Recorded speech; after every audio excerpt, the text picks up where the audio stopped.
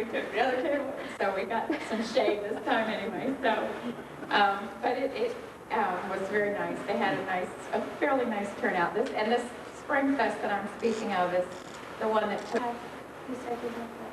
So Miller, I wanted to see if he could say a few words for us, and he's going to tell us a little bit about what Miss Bentley's been doing to help the community and help us get some of our history together. So, Miller, do you want to use this? Or maybe say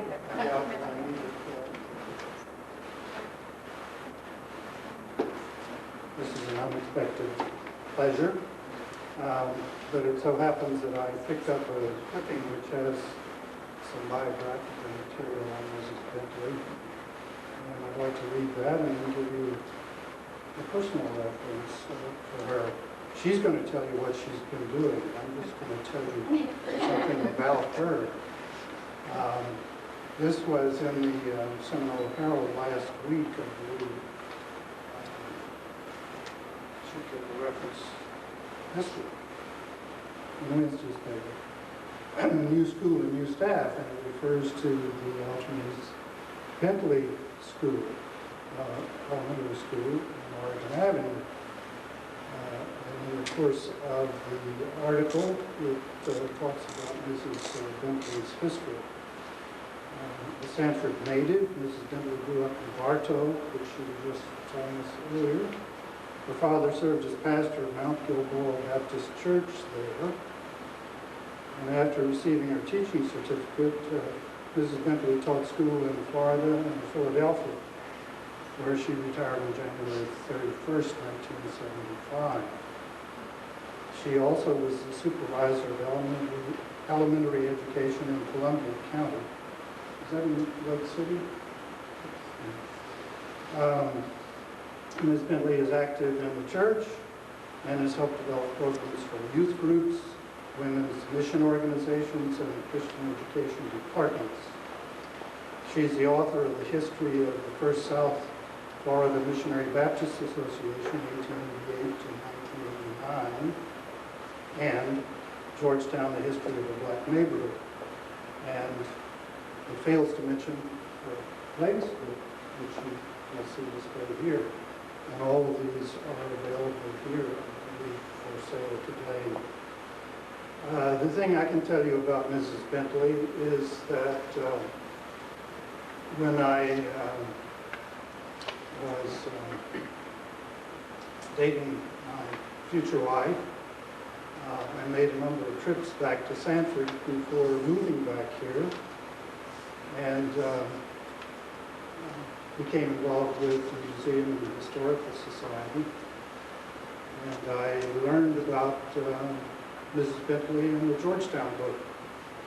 And somebody told me she had lived in Philadelphia, so I called her up and said, I've been living in Philadelphia. And she said, come by. So we sat, I think, for a couple of hours in her living room, mostly talking about Philadelphia and the people that we knew there. It turns out that she was a good friend of a teacher, Rita Barras. And one of the first people I met in Philadelphia in a long time frame was Thomas Barras, Rita's husband. So we had a little bit to talk about. And I've maintained a contact since. And I have known for a good while that Ms. Bentley was especially interested, of course, in businesses on Sanford Avenue. So somehow we came up with a commitment from her that she would come and talk to us about that. There's a great deal more to be known about Mrs. Bentley, and some of you may know that. But that's what I know. And, we're awfully glad to have you. And you can use this thing and just cause any kind of ruckus you want to. We'll move this.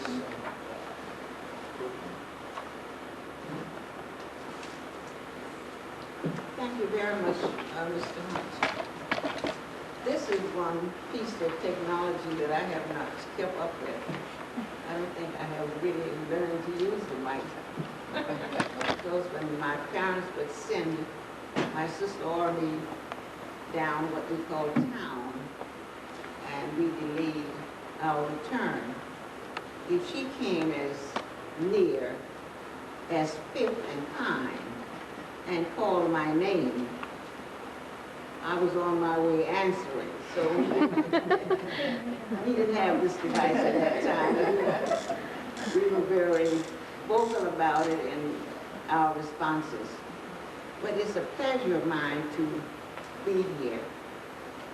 And I think my pleasure is that I love Sanford. I stayed away a long time, but I never gave up the idea of returning home. And the kinds of things that I have been involved since I returned home, I have to give credit to the folk here in Sanford.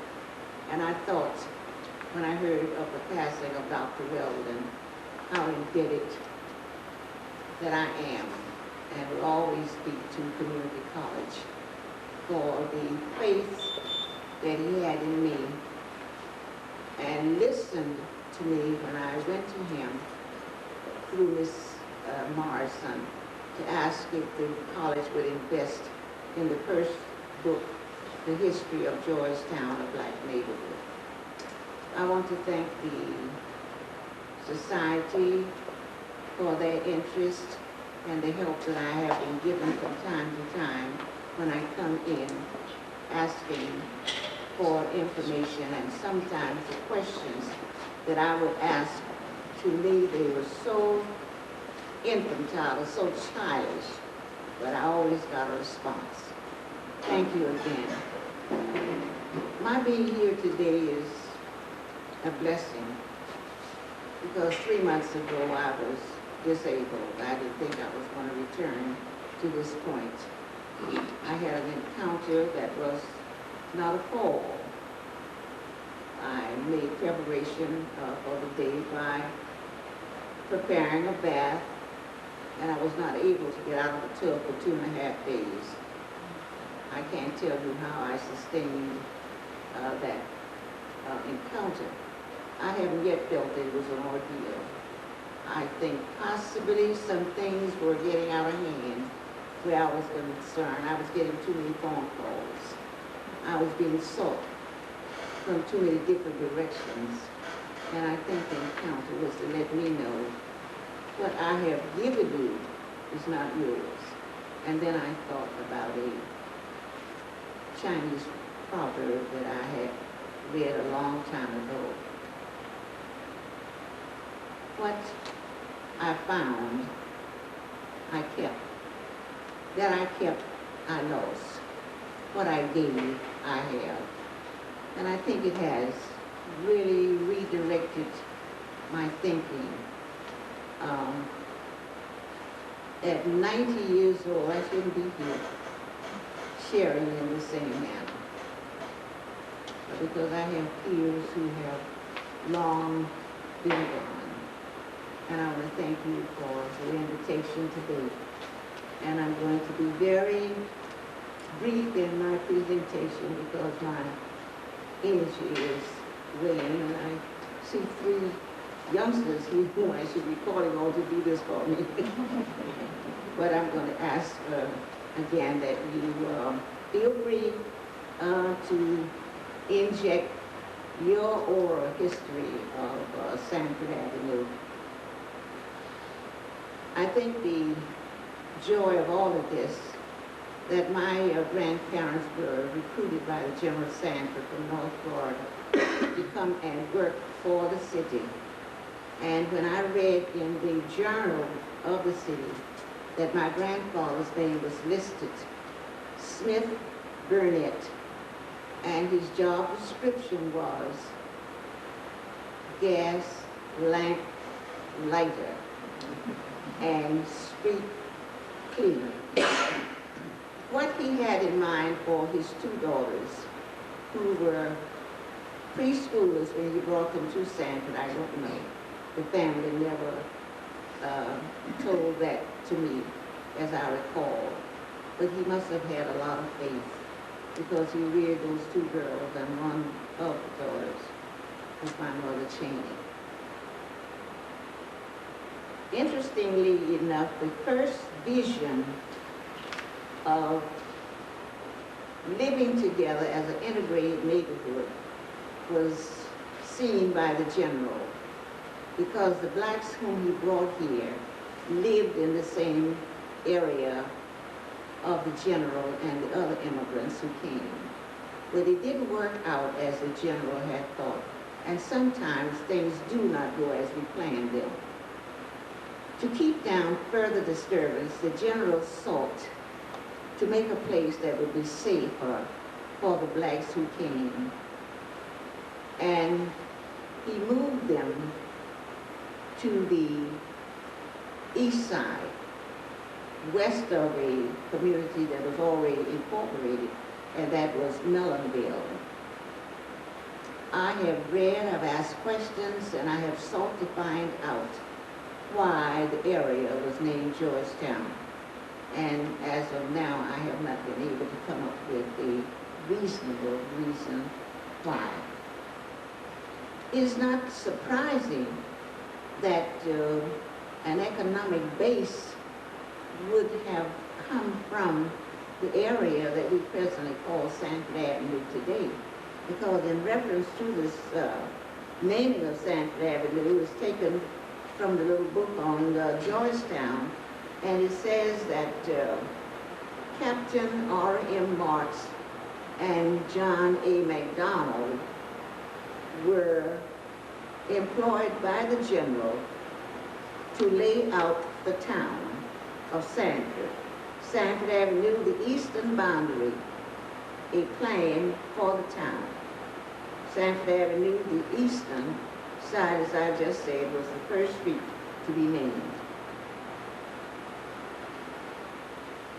There is always a reason why things happen. The Directory of 1887 does not list blacks as living in certain areas.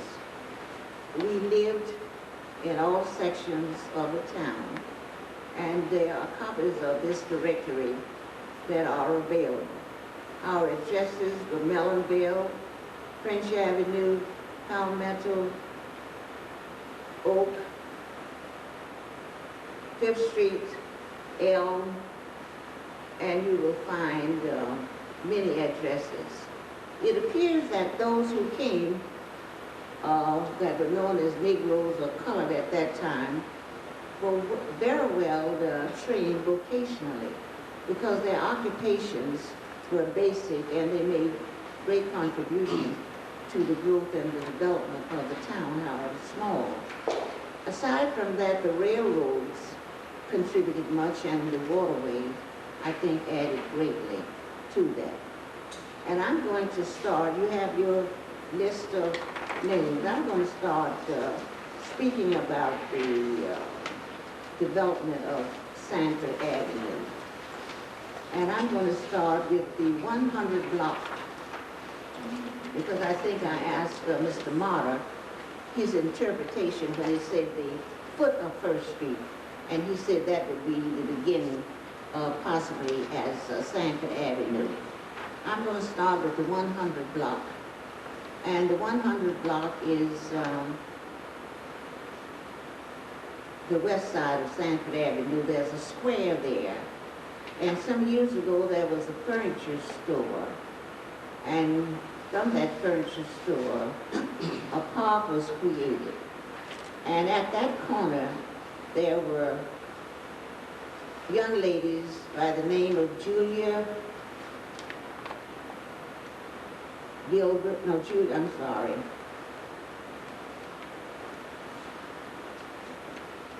Sarah Gilbert, Mamie Dorsey, and Jenny Eberly.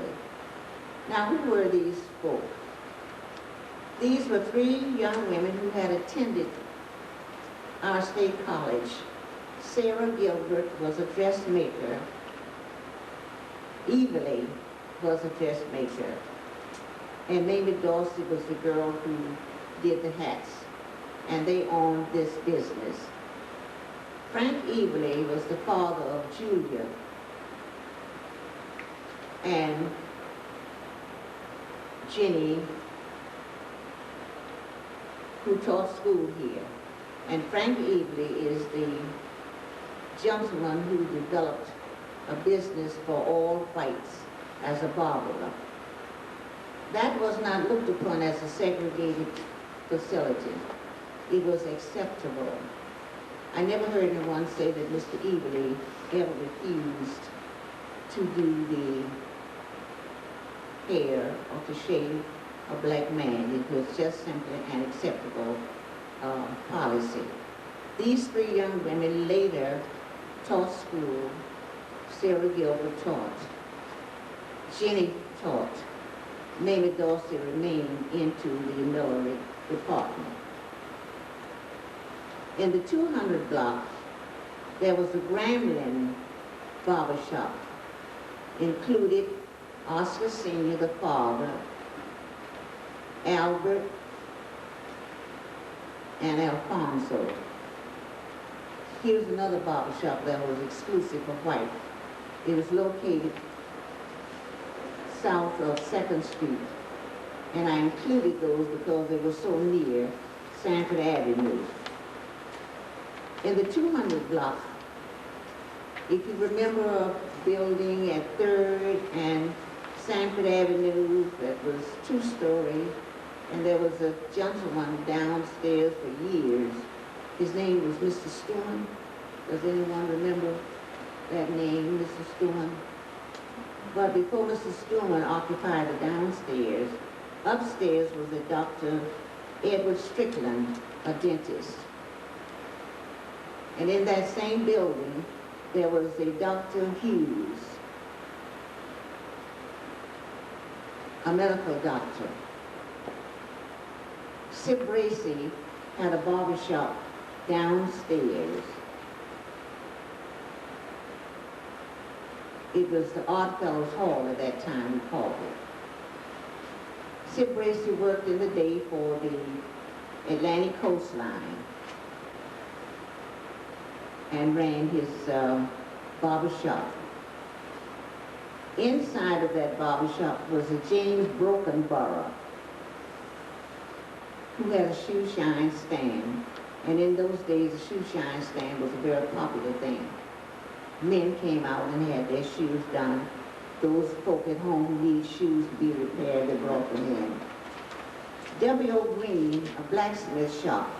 There is an alley between Palmetto and Sanford Avenue, and Mr. Green was the blacksmith there, located off the alley between Sanford Avenue and Palmetto. Mr. Green did all of the work for the neighborhood. People came as far as Midway, Markham, Roseboro, and it was not unusual for folk to drive their horse buggy or the horse and wagon from Lake Mary, Altamount, and Longwood. D.C. Brock had a tailoring shop, and the granddaughter of the tailor is here now, Ann Rico. Her grandfather, Herman Sr., was the tailor there for Mr. Brock. And Mr. Brock did most of the trade for the men and families in the city. Rivers grocery store was a white-owned business, but a black butcher took care of the meat department exclusively. His name was A.C. Hawkins, who was the father of Marva Hawkins. On the side of Mr. Rivers' grocery store was a Dr. Sargent, and Dr. Sargent was on the north side of 4th Street between Palmetto and Sanford Avenue. But Dr. Sargent was a British subject, and he read it from the Rivers Brothers. And he had an incident that could have been quite a disaster to our town, but it was handled in a diplomatic relationship. And at that time, those of us who were growing up, we didn't know anything about consulates and things of that sort. We didn't know that Tampa was a port of entry. All of that was above our heads. But later on, our parents explained to us why that Dr. Sargent was very well protected in town, even though that he had been embarrassed in certain ways. These were the kinds of things that we were not necessarily taught in school, but our parents were well enough informed to know that there were certain things that we should know, and they shared with us very graciously. Now, in this same block, we had a theater, and the name of that theater was the Little Daisy. And Mr. H.L. Duhart was the owner of this theater. It's not there now. It's torn down, I guess, about 4 or 5 years ago. But that was our only outlet for entertainment. I'm reluctant to name another form of entertainment that we have, because I don't know whether you have heard the term or not. In this Oddfellow Hall in the 400 block, before we got to the theater, we had a meeting place that today you would call what, a hip-hop? My grandchildren would be proud of that. But upstairs was a place, and downstairs there was always an eating place that we used to call a chook. Very acceptable. Today we might call it a nightclub. But we're talking about oral history now. Whether we like it or not, it existed as history. And we can't cross it out. I just like to ink out a lot of things. But it's not so. It wouldn't really be history. We have to tell the story like it is. And as you read, and people are selective, you know, they would extract what they want, and the rest, they would bypass it. But I've just learned to look at it, deal with it, talk about it, appreciate it, and not become involved with people over opinions. We tell it like it is. And these were very acceptable places, unless you wanted your name left out the blue book. You didn't dare go that way. But however, that accounts for that block. In the 400 block was William and Frances Burnett's restaurant. Usually the husband worked for another employer, and in his spare time he would join the wife, but she would be the principal person there in the business while he worked other places. And at that time, the Sanford House, the Sanford House, located on First Street, was a big employer of a lot of the blacks, women, and men as cooks and custodial services, women as maids and that sort. So there was a lot of business with the Sanford House, and the husbands would work and they'd join their wives in developing these places. Now, why were these eating places so popular?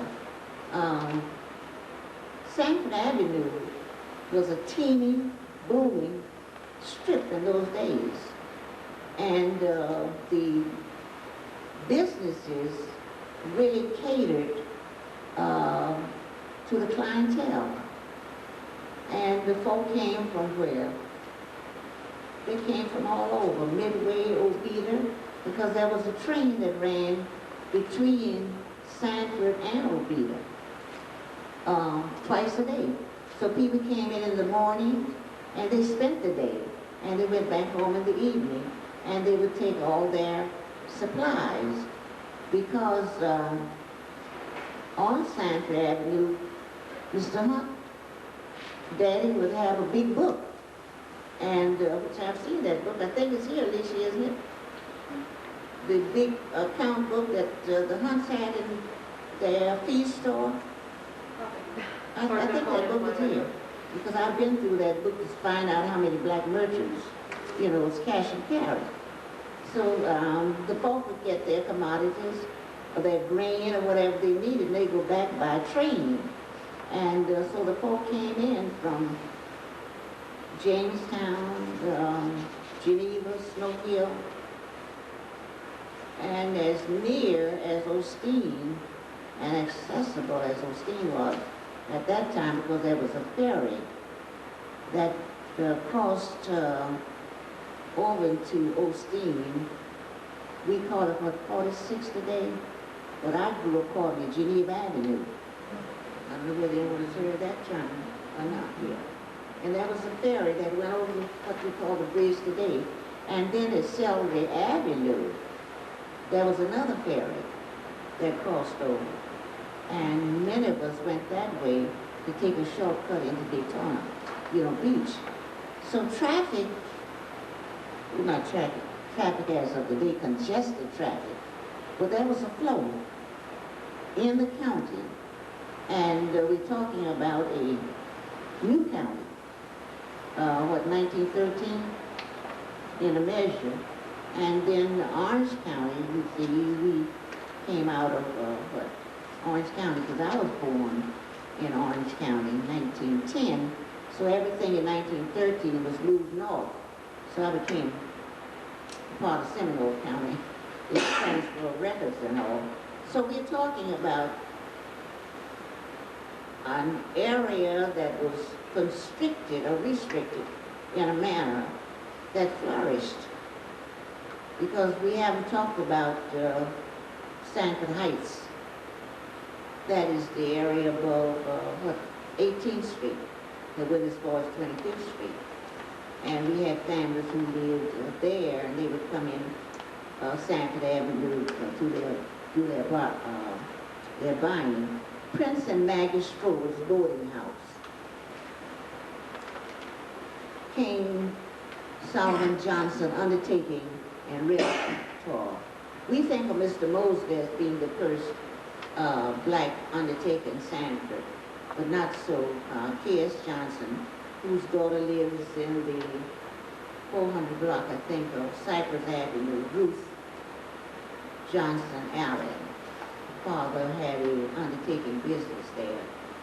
He was not the embalmer, he was the owner. And the first licensed embalmer was a James Bramley, who had attended the Eckerd School of Embalming in Philadelphia and returned home and worked for Johnson. A.J. Coulter, a jeweler in that same block, a Dr. Kellex, a medical doctor, and this is the block between the Trinity Church and moving north back around 4th Street. That later became the Burns Barbershop and the cleaning, dry cleaning business by Jack Wright. Are there any questions that you'd like to ask? Yes. I'm aware, of course, that there were 3 black communities, Midway, Georgetown, and Goldsboro. Could you characterize, I suppose it's a 2-part question, has similar research been done on the Goldsboro section? But then secondly, my father was mayor, I think about 53 or 54, just before she died. I've heard that Mary McLeod Bethune, Mrs. Bethune, yes, came to Sanford to open the Castle Brewer Court, or one of the similar housing developments on 3rd Avenue. yes. And I'm wondering if you have any recollection of that event or Mrs. Bethune's personal connection the Sanford or with Professor Crooms or what have you? Ms. Bethune had a working relationship, not only with Sanford, but Ms. Bethune's school was all but an exclusive school for girls. Ms. Bethune was a personality of the kind that sought families whose children needed that care. And I want to refer to Patricia's mother. Patricia's mother worked in service, and she left Sanford to go to Daytona because of the tourist trade, and left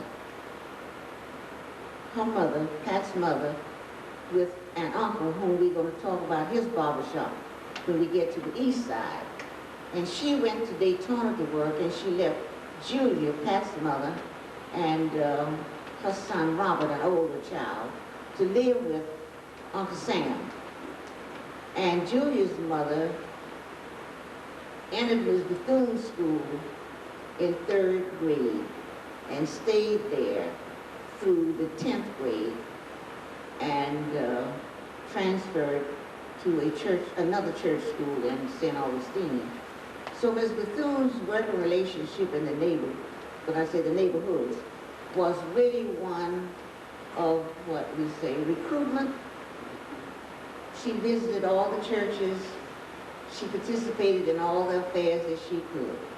So Ms. Bethune did have a connection with Mr. Crooms in fostering education among blacks. Now the other part of the question? Goldsboro, how would you briefly characterize by comparing it to Georgetown, Goldsboro? Well, Goldsboro, if it had kept its incorporation, would have been the 4th oldest black community in the country. But, well, it's such a long story. But I can say this with reasonable assurance, that in building the manuscript for my book, that I have given credit, to that. I have done research on Goldsboro. In fact, just on last Friday, I was able to share some material with Commissioner Wheelan's office on Goldsboro, the day of this incorporation, the names of its mayors and things of that sort. Mrs. Bentley, it's such an embarrassment of riches to have you here. I must say I'm profoundly grateful for the scholarship you've done. I'm the chairman of the Volusia County Task Force on Historic Archives, and we've done much research on the existence of black communities, particularly those that were created at the end of the occupation of Florida by Union troops. The troops withdrew, and of course we all remember General Sanford's political association with Abraham Lincoln and what have you. But when the troops withdrew, the Union Army left in 1877, there appear to have been many black communities. The one that immediately leaps to mind is Rosewood, which was near Cedar Key. And now the permanent exhibition of Rosewood is in Bethune-Cookman College, which is a wonderful thing to see. Are you aware of any connection between the freedmen, freed slaves culture, particularly the grant of land to freed blacks in this area? And did they take up residency in Georgetown or Goldsboro or Midway? In other words, what was the transition between the end of slavery, so to speak, and the community that you have so carefully researched? We had, during the existence of Mosquito County, we had blacks, free and runaway slaves in the area.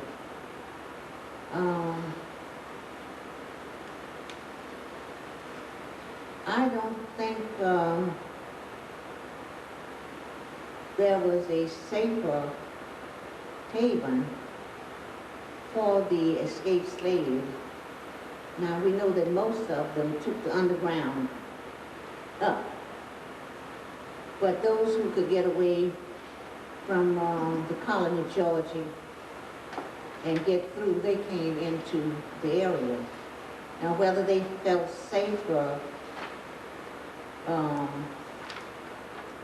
apparently they did feel safer because they remained, and some were long enough to pick up the language of the Indians, and they lived very successfully with them, because in the Georgetown book is the story of Amanda, a little black girl, who was taken from her family in Georgia and brought down with the owner of her family. And the family remained in Georgia, but they came to Florida and they brought Amanda with them. So Amanda became homesick, and she wanted to go home. So in her mind, she created a fantasy. And this fantasy that she had been attacked by some Indians in the woods. And she came with her little clothing torn to tatters to show, you know, her madam as to what had happened to her. So they all went out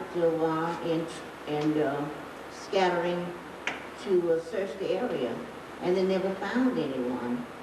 And later on, after Amanda had grown and matured, the madam asked Amanda, now Amanda, what about the story? She said, that never happened. I wanted to go home. So it was not so unusual for this to happen, in contrast to how the adults felt. Amanda wasn't comfortable because she didn't have any peers, but the others were more comfortable in living in the area that they lived. My grandfather was born in 1842.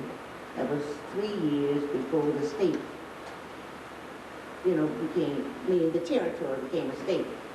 And I don't know how my grandmother's parents got to North Florida, because my grandmother is from a group of immigrants who came from the southern coast of Italy that's called Menorecans.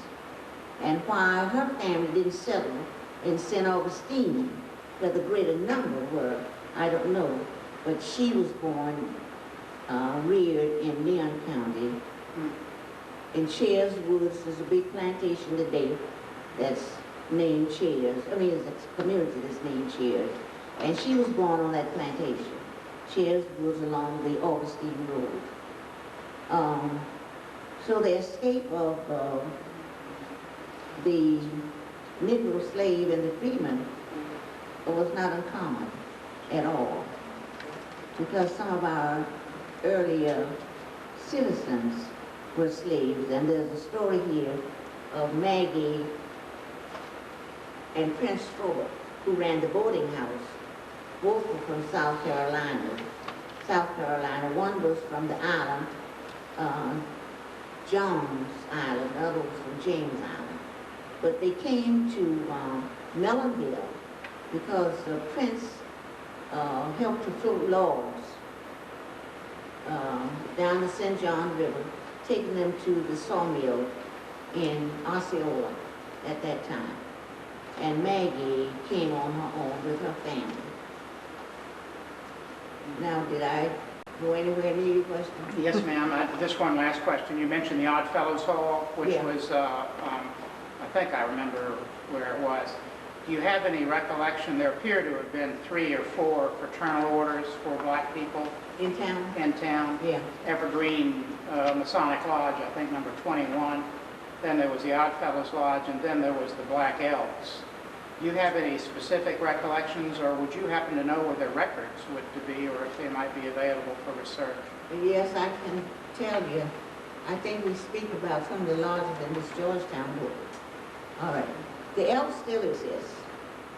I think it was perhaps the last of the orders to be formed here in Sanford.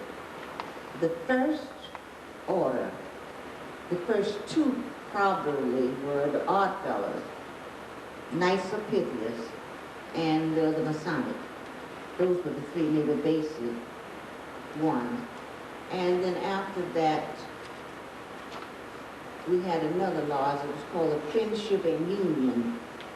And the Friendship and Union was more of a, fellowship. Now they had an insurance package with it. Because I used to go with my mother to Friendship and Union meetings, so you know there was nothing secret about that. And, but it doesn't exist anymore. It went out, about 8 or 10 years ago, Friendship and Union. And they sold the building that's at Locust and 7th and Locust. I remember seeing on Sanford Avenue a mosaic pavement Yeah. that had Knights of Pythias Well, on it in the this- 100 block. Is that where the building was, or was it another? no, the building was farther down. Further. 300 block, that's right. You remember, you Where remember the Sip emblem? Race's Yes. barber shop and the blacksmith shop in the back. That was possibly the, and the other one we didn't mention is an old one here, and that's the American Woodman. Yeah, the American Woodman. That was based in Denver. And Mr. Crooms, a number of people were members of that one. It still exists. And we're going to get to that building down farther that was owned by D.O. Green, you know, the tall building Miss Maddox used to live in. That was the first office for the Afro-American Insurance and similar organization came out. Any other questions? Ms. Bentley? Yeah. If I could just interject, the Montez Harris papers, there is material about the Oddfellows Lodge in Frank Harris's material that they We have. have that. The Montez Harris And house? also the Should be material in there. the Harris's paper has the deeds for the cemetery. Yeah. You know, the cemetery Yeah. that we call Pace Jackson or Page Jackson The Cemetery, Oddfellows section. which is not his cemetery at all. Now, he has a burial plot in his yard. But the Oddfellows Mrs. own Bentley, that where is cemetery. that located? Is that on 25th Street? Yes, yes. But it's not a piece, that was satire. If you and I had some differences, and I felt that you were getting the better of me, I would know how to settle if he would tell you one thing. If you don't watch out, you're going to end up at Paige Jackson's.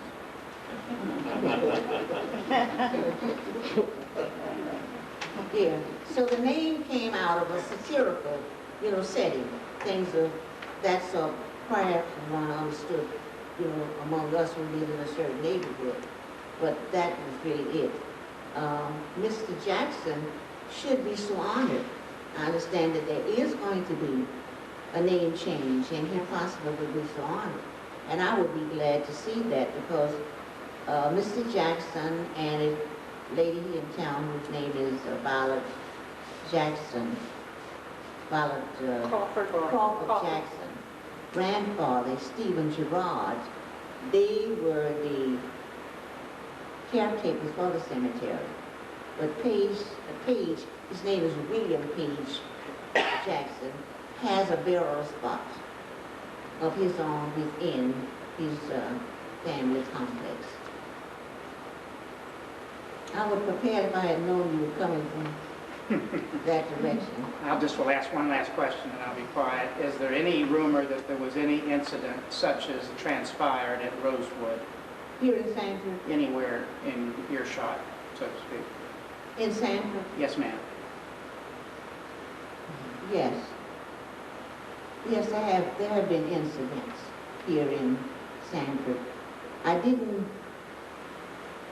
enlarge on the one about Dr. Sargent. I only said that he was a British subject and how his government came to his rescue. Dr. Sargent rented from the Rivers Brothers, and we used to have, not only in Sanford, but it was a common practice to have a hitching post, you know, where you put the rein of your horse or whatever the animal that you were using to transport you.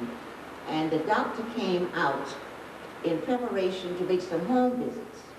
And he found that his horse had been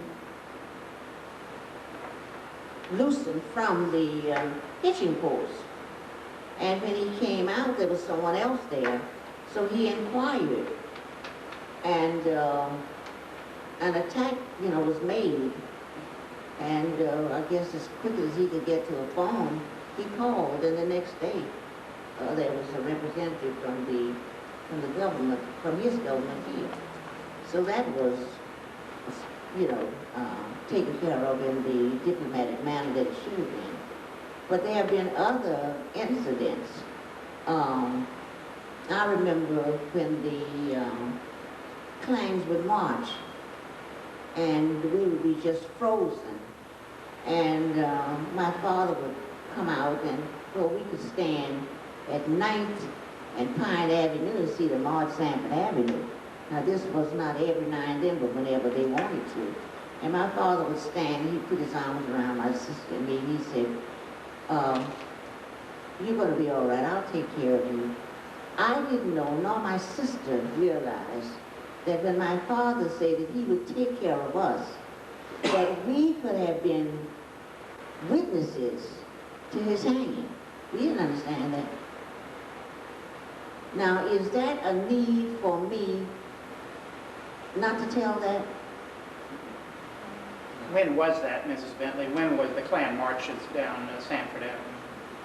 Well, I'm sure they were marching in 1918, 19, 1920. I'm sure of that.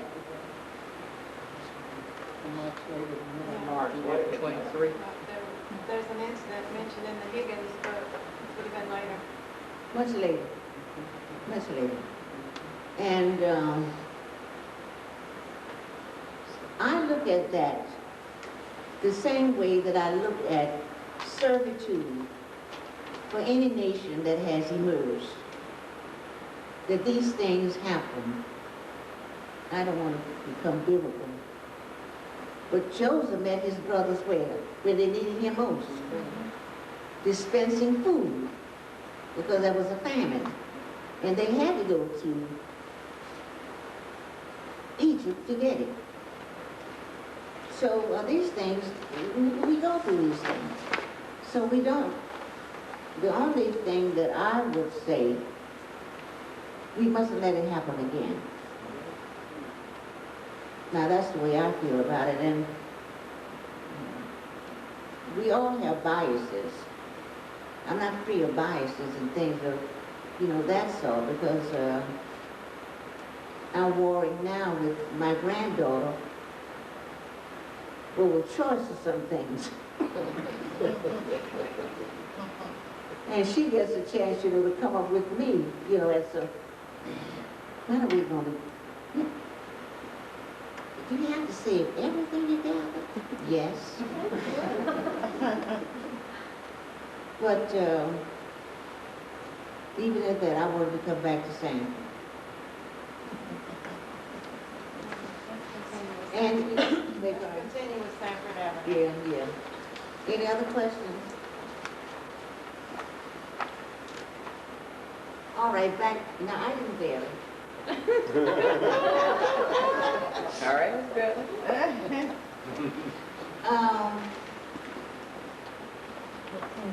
Dr. Kellix was unusual. He was a medical doctor and also an AA minister. His wife taught music and taught in the public school system here. Now these are businesses on Sanford Avenue, but for the most part they're in homes. So I'm not making a distinction. I'm talking about businesses that are housed, in the different homes. However, there are a lot of historic homes along the avenue. In the 500 block, we have Prince Spears, an architect, and who was responsible for the building of the Allen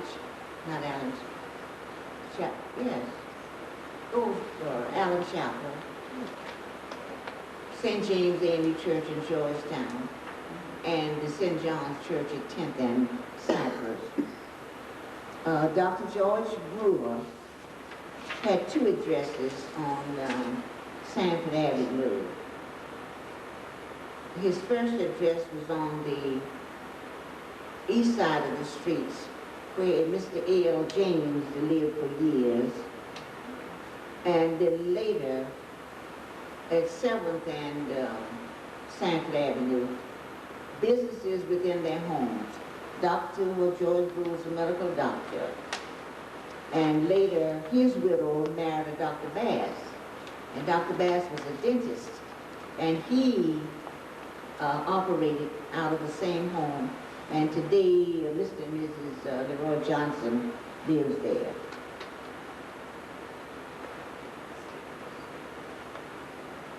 At 6th and Sanford Avenue was the first site of M.C. Mosley's undertaking.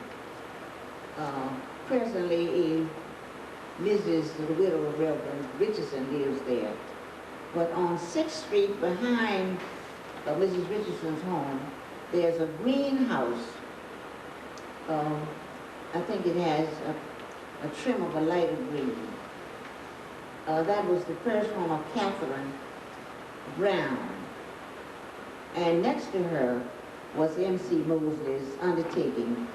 But the last site is at 8th Street.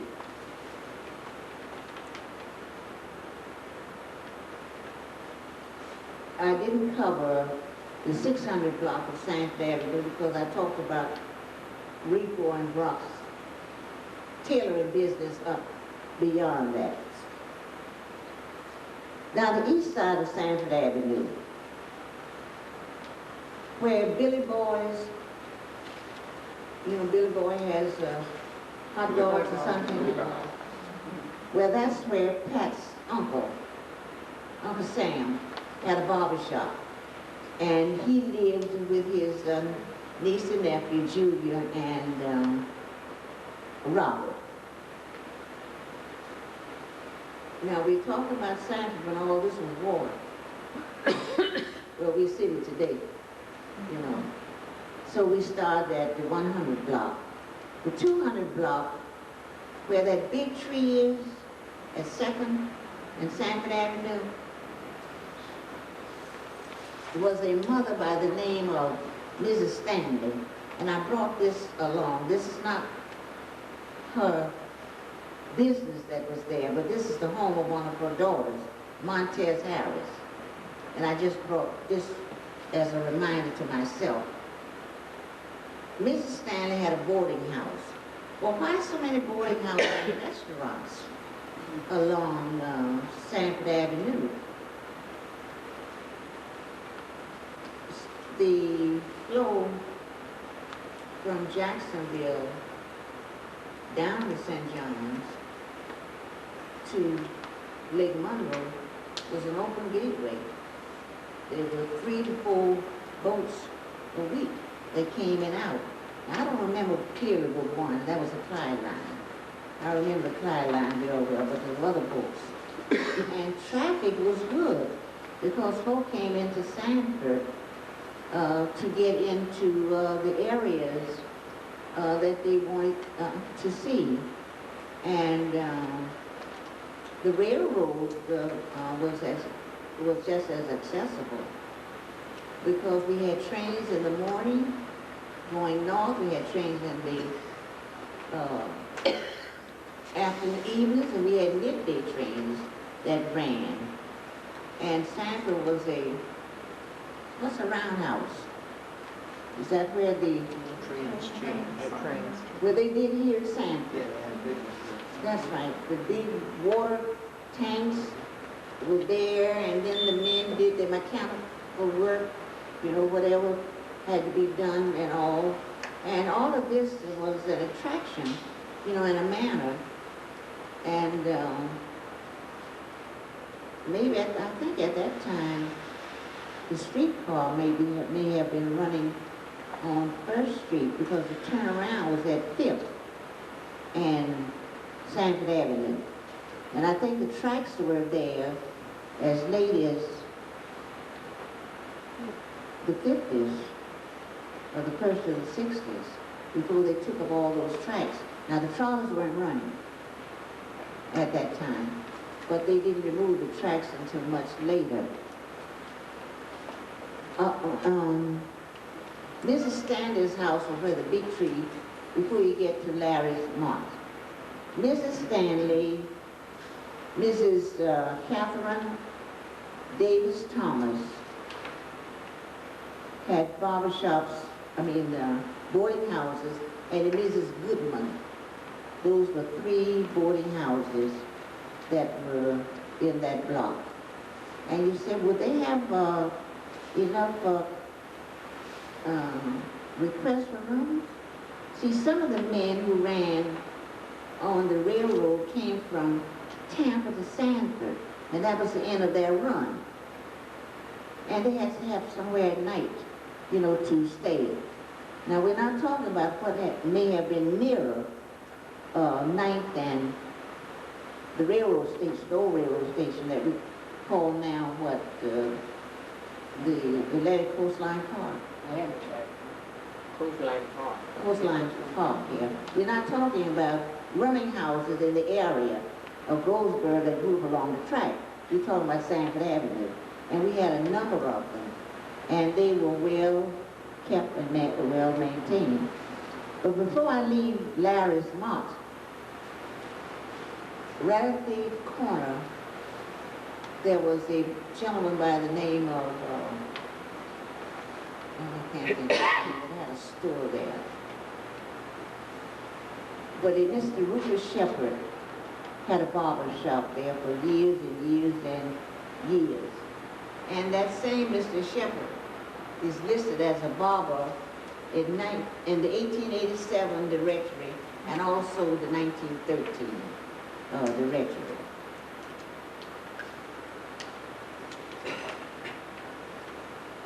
The 300 to 400 block, Charles and Mary Frazier had a general store where parking shop, and the store started at the corner. There's a little corner that is already fenced in before you get to the big lot of parking shop. And Mary was a Burnett. She was the oldest daughter of my grandfather's, and she married a Charles Frazier. They operated a store. If you remember, a Mr. Bolter had a candy and tobacco shop in that same building. And later he moved, I think, to 4th or 5th Street. And that was Ann's granddaddy was one of the clerks in that store years and years ago. Was that later the Five and Dime store that was owned by Chestnuts? Yes. That's right. The general store? Was that later the dime store? Was that later the dime store? Chestnuts ran as a The dime store. Chestnuts ran. They ran as a dime store. They bought it from Maybe both. that was the years I was in home. Probably. Oakland moved on the corner of Fifth. It was late 40s, I know. I was On the corner of Fifth. in home. And that was the end of the time that the cops would just come home from business and things of that sort. Oh, you better time me, I'm running over time. Judge Williams had a restaurant. Alfonso Bramlin, a restaurant. Lee Vine Knight, a barber shop and a bicycle shop. H-L, this should be D-U-H-A-R-T. Duhart was the one that owned the little Daisy Theater. And he had a cab service and he was a realtor. Isaac Frazier, cab service, Felder cab service. The Sherfields, a barber shop. Now where Stokes Fish Market is today, still is up to the top of D.O. Brown. If you see a name up there, they own that building. And the Browns were there. They had a large meat market. They were there. But all of their employers were black boys. They sort of trained Coley Brown. You ever heard that name?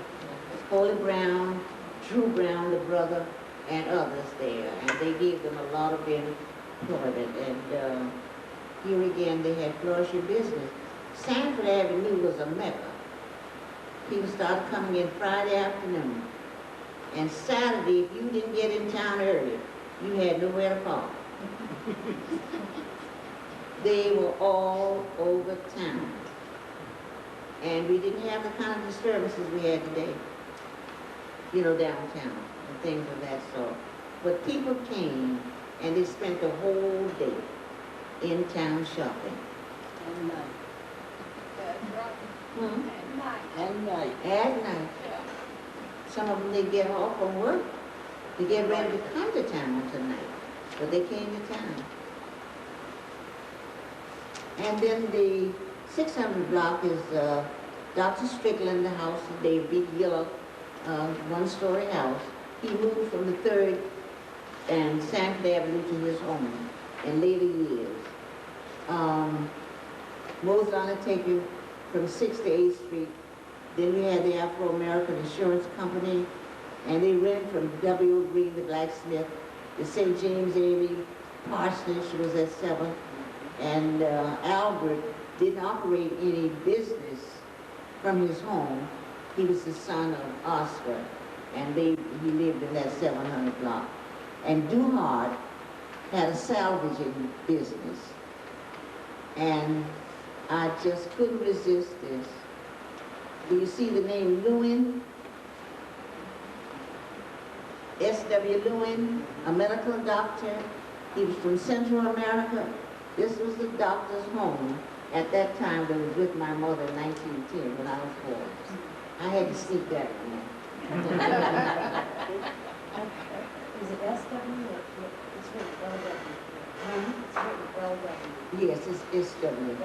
S.W. Lewin. I don't know what the S is for, but the W is Winfrey. Yes. He came here from New Orleans and practiced medicine. That home still stands there today. And so this is how our business is developed along Sanford Avenue. Now there at Sanford Avenue and 13th Street, or Celery Avenue, there was a city pound. Mr. Bronson manned all of the stray animals. He brought them in and kept them there till the owners came. I'm sure it must have been a fine of some sort. But he was the grandfather of Juanita Harrell. Juanita Graham Harrell. That's who Mr. Bronson. He maintained the farm. Now in the 1800 block, you know where the railroad crosses? We grew up calling it the Oviedo Railroad at 18th and Sanford Avenue. There was a gentleman who lived there. His name was Hambo, and he catered hunting parties. And he was sort of a man Friday. All the barbecuing that you see going on today here and there, Mr. Hambo did it. And the lady, he and his wife had a restaurant near Sanford Avenue on 5th Street. But he was a very busy man. And for example, coming up on Memorial Day, he would just be up to his neck, doing all the good things. Even would cook his rice. I don't know whether anyone here remembers the wash pots or not. The iron wash pots.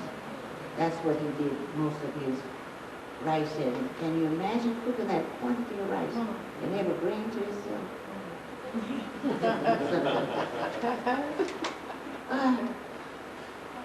I've done this because I wanted to share this, but I've had a lot of trauma in the past few months and all.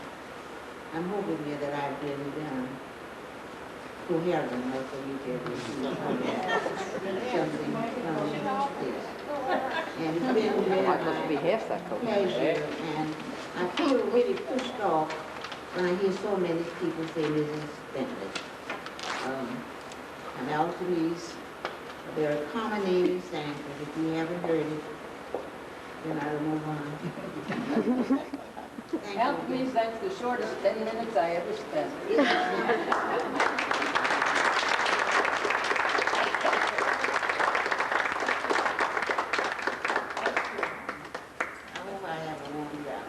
I wish you had the strength to go on. My problem is though, is that my mama would have whipped my butt if I'd have said anything other than Miss Bentley. That's the way you end up getting raised too, being born and raised in Sanford, so. Thank you so much. We have a gift, a token of pen also for you. One of our Historical Society pens. Thank you. Did you want to? Yes, I want you to see this. This is a house of bread, you know. And this is where Mr. Duhart operated.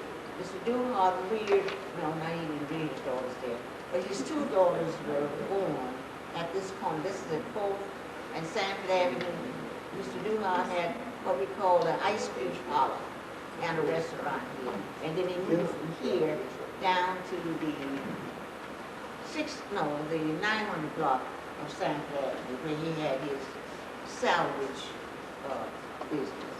So this is where we got to show that. I'm sorry, you mentioned the Eagles. This is his barbershop. Oh, yes. Oh, we forgot. Let's pass this around. This is we should spoke about Frank Eagles' barbershop. This is it. Thank you.